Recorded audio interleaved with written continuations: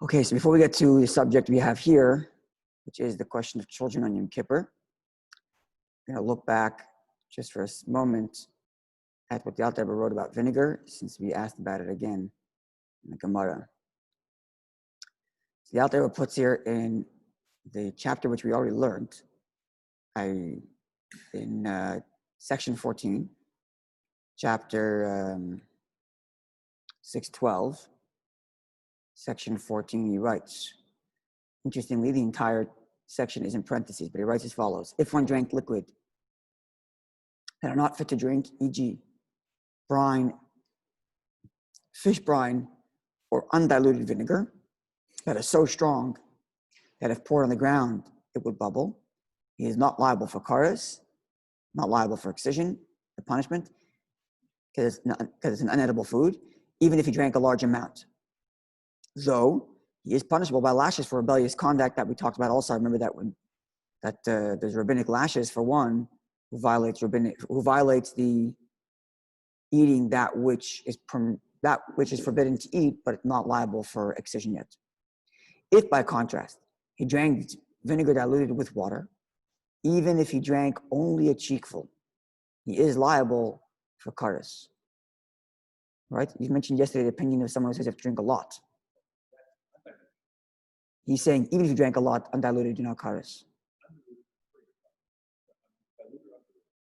Undiluted. Is there a point at which you're chayav? So the Alter Rebbe writes that undiluted, even a lot, no karas.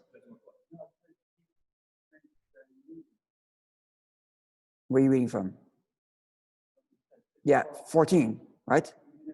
So if it's diluted, only a cheekful, right? That's from the distinction that he made when he got upset, that we read 2 days ago. Rabbi, but the previous before that, if one drank undiluted to the point that it would bubble, even if he drank a large amount, does not get karas. Right? Whereas Rabbi Gimple is stating that quoting from the Mishnah, then it does take off the edge of one's fast, and therefore is liable. So it's machlekes here, it would seem. So you have to look at the sources there at the Mishnah Berurah to see where he gets it from. Sorry? That's what he's saying.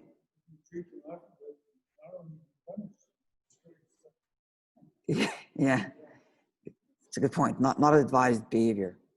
Anyway, okay, so that's with respect to the vinegar. Okay, let's get to, sorry? Yeah. Okay, let's get to 616, chapter 616, which is subject of our discussion today, namely Siman Tafresh Tezayin, section 616. When do children begin to fast? And there is 11 sifim. Alan, can I give you a forewarning? Wait all the way till the end. The Alter makes the most important caveat in the very last section. So don't get stressed out when we read about what children have to do. So wait till the end. Okay, so the truth is that most of this section comes from the Gemara we just finished learning. But you'll remember we discussed earlier about children wearing shoes in Yom Kippur vis-a-vis children not washing. That was a few pages ago. And that's also going to be put into this section of Shulchan Aruch. Says the Alter Rebbe, anything that is forbidden for a child to do for a person to do in Yom Kippur because of the commandment to self-inflict pain, to deny oneself, namely the 5 things: eating, drinking, 1, marital relations,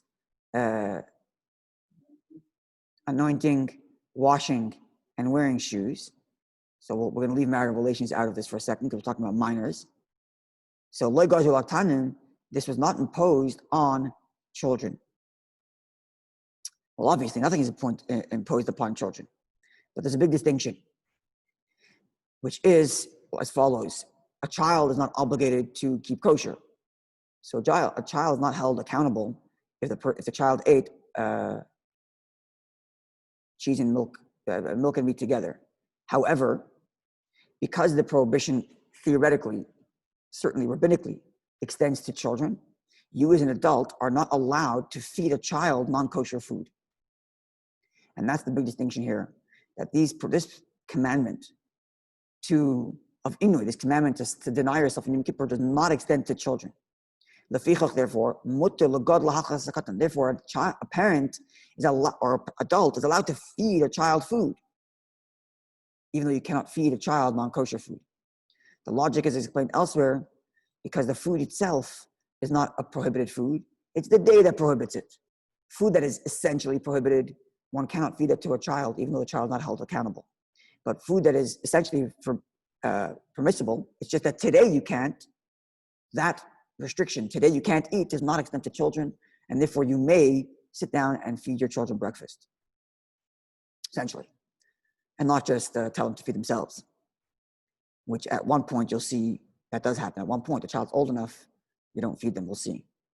But essentially, one does not have to refrain from feeding their children. One may feed their children. To give them drink, and to put ointments on them, and to wash them, but with cold water. Why with cold water? But you should not bathe them with hot water. Why? Even if it was preheated before Yom Tif. Why? Because the prohibition against washing with hot water is not only a prohibition because today you're supposed to deny yourself and not wash. It's a question of any Shabbos you're not allowed to wash. Any Shabbos you're not allowed to wash with hot water. It's not an issue of inui, it's not an issue of self-afflicting that's holding us back from bathing with hot water, but it is the issue of another gezerah, another prohibition from the sages, which is not to wash on Yom Kippur, not to wash on Shabbos at all, which includes Yom Kippur, specifically hot water. What's the reason for that institution? Peirush just means to say, Shabbalonim, the people who run the bathhouse want their customers to be happy. So when a customer would come in, they would heat the water up.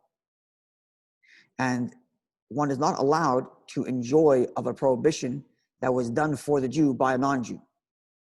So if a non-Jew turns the light on in your house for you, the general rule is you're not allowed to enjoy that light. There are leniencies and there are ways around this, and the laws are complex. But that's the basic principle. And therefore, because the expectation is the people who run the bathhouses are going to reheat the water when you show up, therefore we don't go to a hot shower on Shabbos. That's the essence of the prohibition of hot shower on Shabbos, which is why we're rather lenient on regular Shabbos when it comes to going to mikveh. Because we don't have such concern in a mikveh in MTC that anybody's going to reheat the water. Right? And other such leniencies around that. But in Yom Kippur, you have two things coming together. You have the prohibition to bathe, that's only with hot water. And then you have the prohibition against washing yourself. Prohibition against washing yourself in Yom Kippur is even cold water. But the prohibition against washing yourself does not extend to children. And therefore you could bathe children. But the prohibition of washing on Shabbos does extend to children. And therefore you cannot bathe a child with hot water. So on Yom Kippur you can bathe your child with cold water, bottom line. And you can feed your child, you can give them to drink, you can wash them, you can do all that stuff. As explained in Shem Chavav, the prohibition of bathing on Shabbos. Therefore, you cannot wash your child, actively wash your child with hot water. Just like it is forbidden to feed your child food that is not kosher, even if it's only not kosher because of rabbinic law, you cannot feed your child that, even though the child is not held responsible. But you cannot feed them. But for the rest of the stuff in Yom Kippur, you may do that with your child. You may feed your child food, even though it's a prohibited act for you.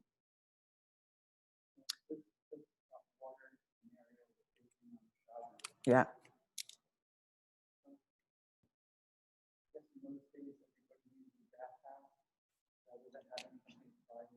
Nobody had a shower in their own house.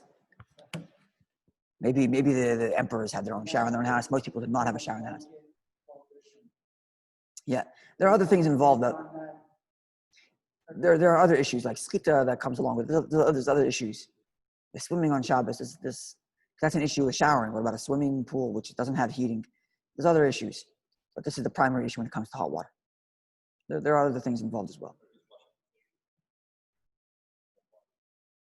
Yeah, that's a different story. We're going to get to that. Sorry?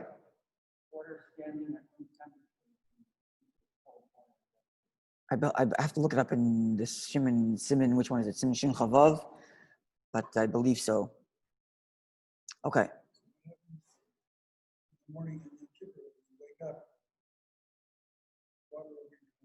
We talked about that when we learned the laws then. You only wash until your knuckle. Only until your knuckle. And when Yom Kippur's over, you wash your whole hand before you eat. Okay, base. It's also forbidden for an adult. Lino is a sandal, a cotton, to give a child leather shoes. Why? This is something that we learned in the Gemara as well. Because it's not a big burden for the child. A child doesn't care if he's wearing rubber shoes or leather shoes. Okay, so it can be rubber shoes today. The child doesn't care that much. Right? But when it comes to food, it's a problem if the child doesn't have it. And therefore, you're allowed to feed your child food in Yom Kippur. But if the child puts on the leather shoes on his own, you're not required to go take them off. Even though if your child, for example, starts to eat non-kosher food, you are required to stop your child. But stopping a child from wearing non-leather shoes, well, doesn't have to. I'm sorry. Which is, look in the footnote 5. There, the Alter Rebbe explains that a child who does something prohibited should be rebuked only if adults are likely to learn from his example and relax their observance. This provision does not exempt the child's father from training him. So the parent should teach the child not to wear the leather shoes, but you're not required to pull them off as you would with other things. Especially if there's going to be the issue of adults watching your behavior and saying, oh, that's not a big deal, you're allowed to wear leather shoes. Okay. Now, considering the fact that it's a question of whether the child is going to be uncomfortable with the Yom Kippur observance, and of course a child is going to be uncomfortable and unhealthy, not eating and drinking, therefore you can feed them. But leather shoes is not a big deal, and therefore don't put leather shoes on your child.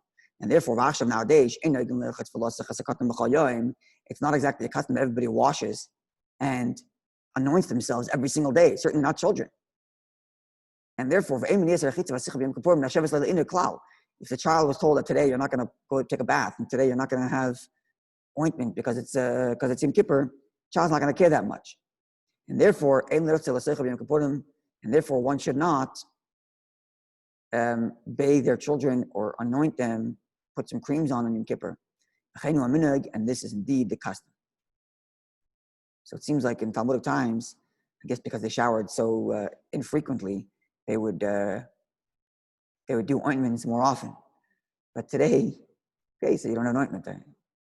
Can't remember the last time I put an ointment on at all. No. Okay. Well, actually nowadays with the hand sanitizer, it's quite often. But ordinarily, how often am I putting on cream? In the winter, you put a little hand cream on, but either. Any smearing is forbidden. Oh, this year in Yom Kippur, because of health. Memarech, smoothing on Shabbos. Okay, it's a different story. When and how you can anoint yourself on Shabbos. If it's for health, it's not for health. There are different stories about that. But I haven't seen anything yet, but I imagine this year there's not going to be an issue with using hand sanitizer on Yom Kippur. It's a question of health, especially in a public place like this. I imagine, although I'm not a rabbi with broad enough shoulders to this kind of thing. Okay, Dalet 4. The cholza, all the above is bekatan shalev gilechenoch mitzvahs inui. All of the above pertains to a child who hasn't reached the age at which you can start educating the child to observe Yom Kippur. No, we're talking about a 4-year-old, 5-year-old, 6-year-old. But if the child is now old enough to start being educated to observe Yom Kippur, also lachila, is forbidden to feed them, or to give them drink, and to anoint them, and to wash them with your hands as explained above. But if the child decides to do it on his own, it's not the obligation of every adult to stop this child. Even though when another adult fails to observe Yom Kippur, it's the obligation of every other Jew to inspire this individual to observe Yom Kippur. Right? Just like any other mitzvah. All Jews are responsible to encourage other Jews to observe mitzvahs. But with this child, he's not an adult, so I'm not responsible, if it's not my child, to go over to the child and say, hey, you're not keeping Yom Kippur properly. With the exception of the father, who should stop the child from eating on Yom Kippur during this time of education, under the guidelines of the education that we will outline in the following passages. But the father is obligated to do so. And to educate his child to start to observe mitzvahs. But the mother, although she is certainly heavily involved, she doesn't have the direct obligation. Nonetheless, she cannot give him food, even though she isn't required to stop him, whereas the father is required. Because that's as if you're feeding the child just feeding the child by hand, which is mentioned before. Once the child hits the age of education, you cannot do so. Okay. So before education, you can feed the child like a normal day. The only thing for a young child is before the age of education. The only difference between Yom Kippur and any other day is no leather shoes, no washing, and no leather shoes by rabbinic law, and no washing and no ointing by custom, because nowadays it's no big deal to skip a day of that. Once the child hits the level of education,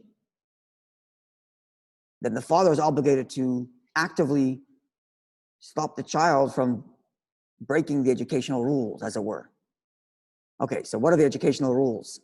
What is the program for education? So you're going to see an interesting hybrid that the Alter Rebbe does between the opinions we read yesterday.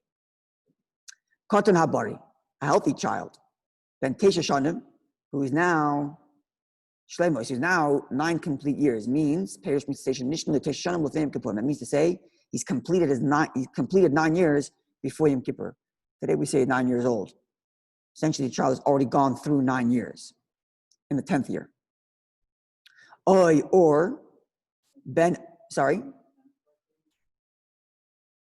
his 9th birthday.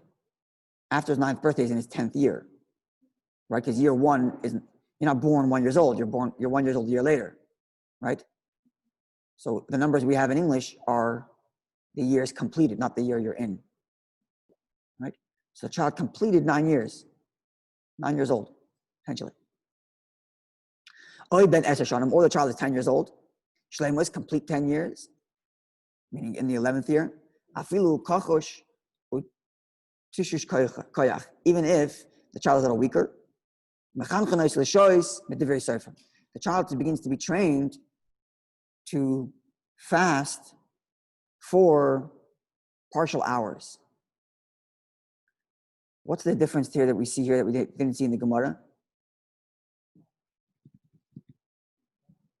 Huh? We had that already before. Partial fasting we had. Right? Okay, we're going to see it's a little bit more explicit soon. Ketzad, how so?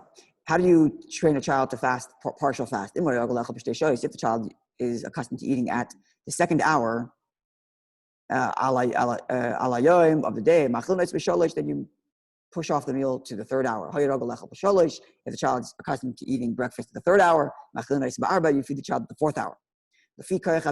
Each according to the strength of the child, you keep on pushing off the time of fasting.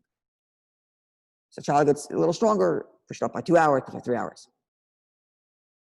Here's the big distinction. Same thing is true with a young girl. Abrio is healthy. Imi bas tes. That's right, there's the distinction. The Gemara made a difference between a boy and a girl. Because a boy's bar mitzvah is at 13 and the girl's bas mitzvah is at 13, the year for education starts a year earlier for the girl. The Alter Rebbe makes it even. Boy and girl the same.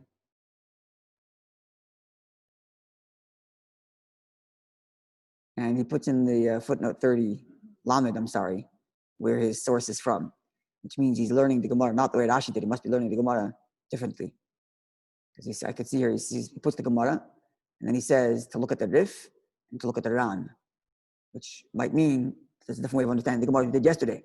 But the way we understood the Gemara yesterday was that the difference between a boy and a girl, right? Hafona was speaking about a girl, which starts 4 years before she's 12, and Rav Nachman was talking about a boy who's 4 years before she's 13. Because the Alter Rebbe says it always evenly starts at 9 years old. Whether boy or girl doesn't matter. right? And therefore, if you have a young girl, Habrio is healthy. If she's already completed 9 years, she's 9 years old. She's 10 years old. Shleim was complete. Even if she's not healthy, she's weaker. So it's 9 and 10, irrespective of when you become bar mitzvah or bas mitzvah. Okay. Then Yud Aleph Shanim, number 6, Vav. Then Yud Aleph Shanim, the child's now reached 11. Shleimos, complete 11 years. The child's 11 years old. Bein Zachar, Bein Nekeva, whether the child's a boy or a girl. Again, you can see in the footnote there, in the Hebrew footnote, he cites to the Rif and the Rambam, which again is different than Rashi, as we learned yesterday. Then, 11-year-old child, whether boy or girl, begins to fast complete fasts rabbinically, a full fast, to educate them in mitzvahs, which would mean a girl has 1 year of complete fasting, and a boy has 2 years of complete fasting before bar mitzvah. Everybody agrees. Okay, let's go through this. If it's a boy, healthy, strong child, 9 and 10 does partial fasts, 11, 12 complete fast, rabbinic, and then 13 biblical. Girl starts the same age, 9 and 10 partial fasts, 11, 1 year of rabbinic fast, and 12 years old, she started doing biblical fasts. So she starts fasting the same time the boy does, but starts doing biblically a year earlier, which means only one rabbinic training fast. Following? If the child is a little weaker, then it's the same exact program, but it starts a year later. Instead of 9 years old starting partial fast, start at 10 years old partial fasts. And then only 1 year of partial fast, and then the next year, either a boy, 2 years of rabbinic and then biblical, or for a girl, 1 year of biblical and then 1 year of rabbinic and then biblical. Clear? But now we introduce the view of Rabbi Yochanan. There are those who say, which is Rabbi Yochanan, this is consistent with the way we understood Rabbi Yochanan as well. Even a healthy 11-year-old girl, Ben Zachar, Ben Yud Beis Shanim, and a healthy boy who is completely 12 years old, do not have to do any rabbinic fast, no complete fasts. Even rabbinic. This is Rabbi Yochanan's view. Rabbi Yochanan's view is there's no such thing as complete fast before your bar mitzvah and bas mitzvah. The only thing is partial fast. Complete fast does not exist before bar and bat mitzvah, even rabbinic. This is Rabbi Yochanan's view. You only do partial fast, as we explained before, at 1 year or 2 years before bar mitzvah or bas mitzvah. And the logic is that considering that education is only rabbinic, the sages did not want to impose upon these children so much. She fast all the way to the night, 25 hours. And therefore it's enough for these children before they hit the age of biblical obligation to do partial fast just to educate them, each according to their ability, push them off 2 hours, push them off 3 hours, whatever it is. So these are the two opinions. Sorry? This is Rabbi Yochanan's view. So we have two opinions, which is really three, because the third opinion we mentioned yesterday, which is Rashi's view of learning the Gemara, that's not in the Shulchan Aruch, not even here. But two views in the Shulchan Aruch. One is that we have that at 11 years old you start rabbinic fasting, irrespective of if you're a boy and girl, and a year before you start partial fasting if the child's weaker, 2 years before if the child's stronger. One view. Second view is there's no such thing as complete fasting before you're biblically obligated, and if it's only a question of 1 or 2 years of training, of partial fasting. Now, what's the halacha at the end of the day? It says the Alter Rebbe, even though the halacha is like the first opinion, which means, biblically speaking, from the primary law, a child should begin to do a complete fast at 11 years old, which is 2 years before bar mitzvah or 1 year before bas mitzvah. Nevertheless, a child is weaker, and he's not strong enough to be able to handle a full day of fasting. They can rely on the second opinion, and it's permissible to feed the child, even though there is no risk if a child did complete a full fast. Yes, the child's weaker. So even though we said before that the weaker child should still do at least 1 year of training, because there's a second opinion which says that to begin with, the child doesn't need a complete year of full fasting for training. Therefore, you can rely on this other opinion and say no full complete fast for training at all. Yeah, see, it's interesting. Exactly. We have two opinions, and we're taking the second opinion to be lenient. When we're going lenient, you might as well go down to the less opinion and be even more lenient, and don't force a weaker child to do any complete fasting. Yeah, we're going to get even more smart soon. Okay, we have a few more halachas. We finished them today. Sorry?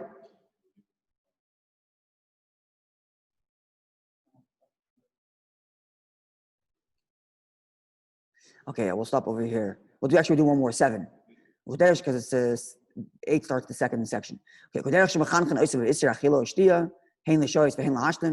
same program mentioned above, which is mentioned above, the same program for educating a child not to eat and drink for partial hours. Same thing is true with bathing and anointing. I feel we did a Talmud even from the Talmudic law, not just because of custom. Right, we mentioned before that customarily children don't wash and anoint nowadays because it's not a big deal for them to skip it for a day.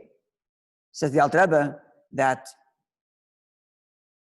even if you're not going to take that custom and you're going to go with the biblical law that you're allowed to bathe your children on Yom Kippur and you're allowed to anoint them on Yom Kippur, nonetheless, you should train them to push that off. So if every morning their ritual was they woke up at 8 o'clock in the morning, wash their face, cream their hands, then have breakfast, do it an hour later or 2 hours later in the program mentioned in the previous section.